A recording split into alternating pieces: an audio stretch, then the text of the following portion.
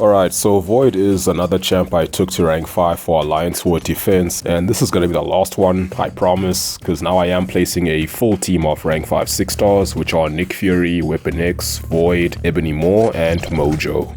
So overall, I'm very happy with my defensive rank ups because first of all, these are all pretty staple defenders, as in they tend to do relatively well even without a defense tactic. And they're also quite fun to play. I genuinely enjoy using all of them.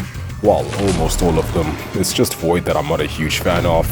I mean, I don't hate using him, but I also don't particularly enjoy him. Like, you'll never hear me say, wow, this is such a fun Void fight, you know?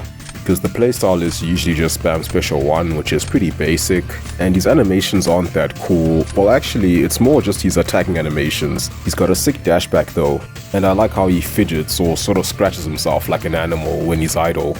So I've always preferred to use other science champs. Back in the day it was Cap Infinity War, Quake, and She-Hulk, and now it's Negative, Scorpion, Torch, and there's just so many great science champs now.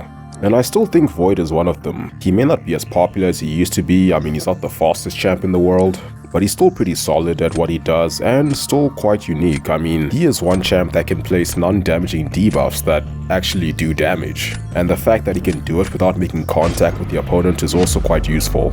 So I decided to try him out against this Nimrod in Battlegrounds, just to have some meaningful content to showcase. Cause this is not the greatest matchup for Void, although it's not terrible. I mean, he can do the fight.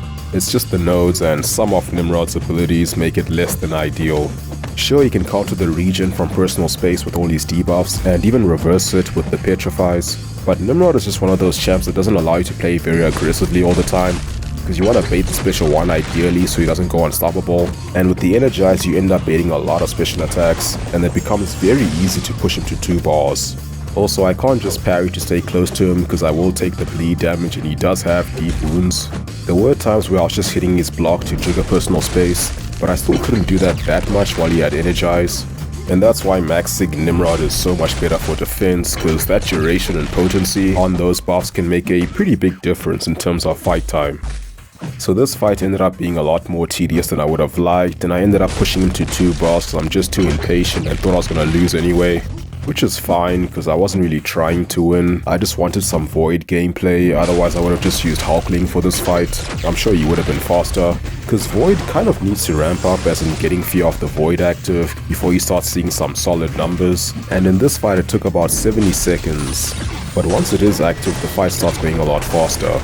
Those debuffs start applying much faster, and at rank 5 Sick 200 he gets an extra 5000 attack rating.